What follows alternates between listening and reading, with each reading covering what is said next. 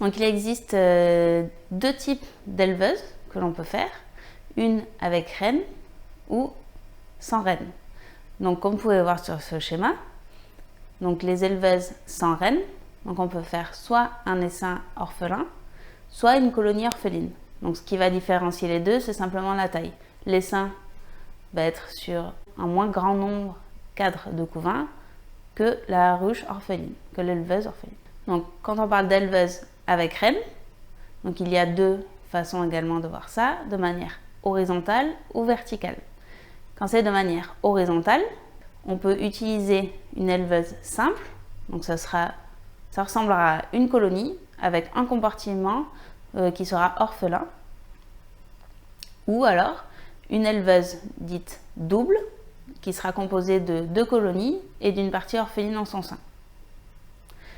Pour ce qui est de la manière verticale, donc avec reine, il existe le cloaque.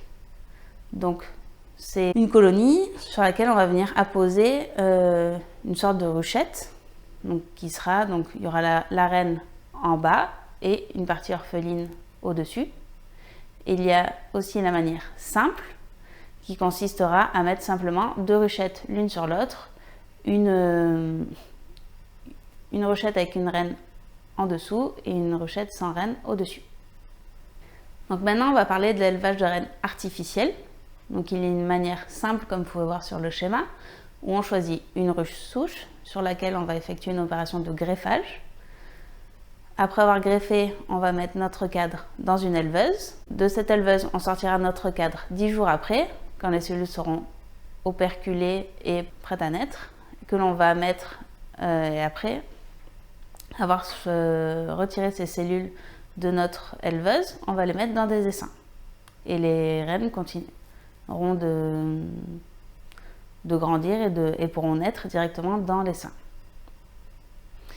Il y a une pratique plus complexe qui consiste à choisir une ruche souche, à réaliser l'opération de greffage, à la mettre dans un starter, à mettre notre cadre dans un starter après l'opération de greffage.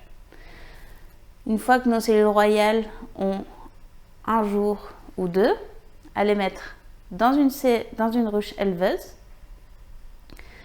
Au bout de 5 jours, lorsque nos cellules sont operculées, à les mettre en couveuse ou en étuve.